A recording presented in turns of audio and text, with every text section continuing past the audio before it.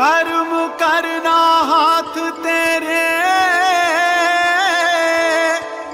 कर्म की सब बात है। वैदिक रावण संहिता, मानव तेरे साथ है। गुरुजी, जैसा कि आप जानते हैं कि हमारे सनातन धर्म में यज्ञ की बहुत भूमिका रही है और हमारे ऋषि मुनि रोजाना ही यज्ञ करते थे। तो एक ऐसा घर जिसमें कंटिन्यूटी में यज्ञ होता हो और एक ऐसा घर जिसमें यज्ञ होता ही ना हो, 15-15, 16-16 साल हो जाते हो, चाहे साल में 1-2 बार याद आ गया कर लिया, इन दोनों में क्या फर्क है? सारा ही फर्क है। वहां पे नकारात्मक एनर्जी खूब बनी रहेगी क्योंकि यज्ञ होम हवन नहीं होता।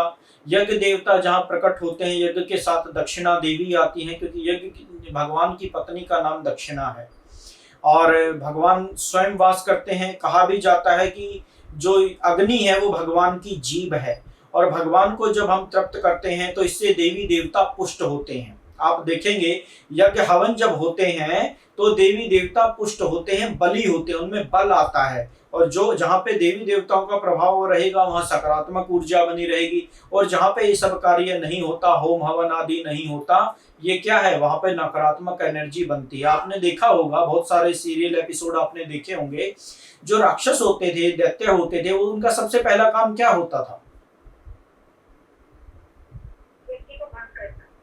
यज्ञ पूजा पाठ को भंग करना ही उनका सबसे पहला मकसद होता था। वो ये बोलते थे, अपने सैनिकों को आदेश देते थे कि जा करके जितनी भी पूजा पाठ और यज्ञ आदि हो रहा है उसको तुरंत बंद करवाओ।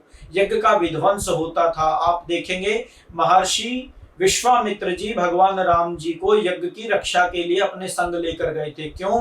क्योंकि राक्षस ताड़का, मारीच, सुबाहु आदि उनके यज्ञ में क्या करते थे? विध्वंस करते थे। रावण हुआ, कंस हुआ या अन्य जो हिरण्यकश्यप आदि जो दैत्य हुए हैं, इनका सबसे पहला कार्य यही होता था। क्यों? क्योंकि जहां पर यज्ञ हवन नहीं होगा वहां पे नकारात्मक एनर्जी, दैत्य जो होते हैं, राक्षस जो होते हैं, जो प्रेत आत्माएं होती हैं, उनका प्रभाव वहां बढ़ जाता है। और जहां पे यज्ञ होम हवन होता है वहां पे इन सब चीजों का विनाश होता है। तो वो क्या करते थे कि देवी देवताओं की शक्ति का हरण करते थे, क्योंकि जब कोई यज्ञ हवन नहीं करेगा तो देवी देवता पुष्ट नहीं हो पाएंगे और वो कमजोर होंगे, तो उन पे अटैक करके उन पे विजय प्राप्त होगी। गुरुजी, जैसा कि देखा गया है आज की दुनिया में लोग सबसे ज्यादा 2 चीजों से त्रस्त हैं, एक तो बीमारी से और एक उनके घर पे जो संस्कार की कमी है या घर में शांति नहीं है। तो क्या यज्ञ से ये दोनों ही चीजों की प्राप्ति उनको होगी, यानी बीमारियां दूर होंगी और जो घर में संस्कार की कमी हो रखी है, आपस में लड़ाई झगड़ा क्लेश का माहौल है, क्या वो भी यज्ञ से दूर होना संभव है? हाँ, यज्ञ से दूर होना संभव है, इसमें कोई दो राय नहीं है, क्योंकि ये भी एक हमारे सत्य सनातन धर्म की कड़ी है। जप करना, होम हवन करना, दान पुण्य करना, दयालुता आदि करना, ये सभी सत्कर्मों में आता है, पुण्यदायी कर्म है और इनके बारे में ये दैवीय गुण कहलाए जाते हैं।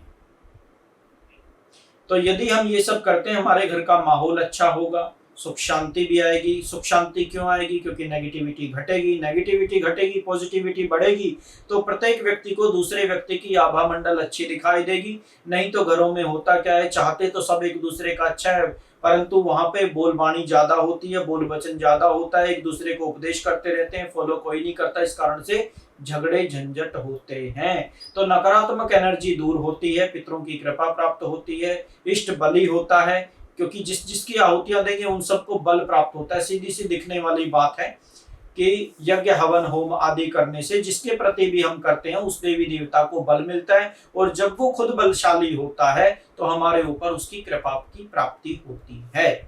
तो यज्ञ हवन से बहुत कुछ संभव है। और मांग लिया वरदान, चराचर जगत का भविष्य दर्शन और संपूर्ण ज्ञान समेट दिया रावण संहिता में। महान ग्रंथ वैदिक रावण संहिता आधुनिक और प्राचीन ज्ञान का संगम है। वैदिक रावण संहिता आपके 3 जन्मों का लेखा जोखा बताती है। वैदिक रावण संहिता। पूर्व जन्मों के किन कर्मों से आ रही है भाग्य में रुकावट, बताती है वैदिक रावण संहिता। कर्म दोष को काटकर पूर्ण सुखी होने का रास्ता दिखाती है वैदिक रावण संहिता।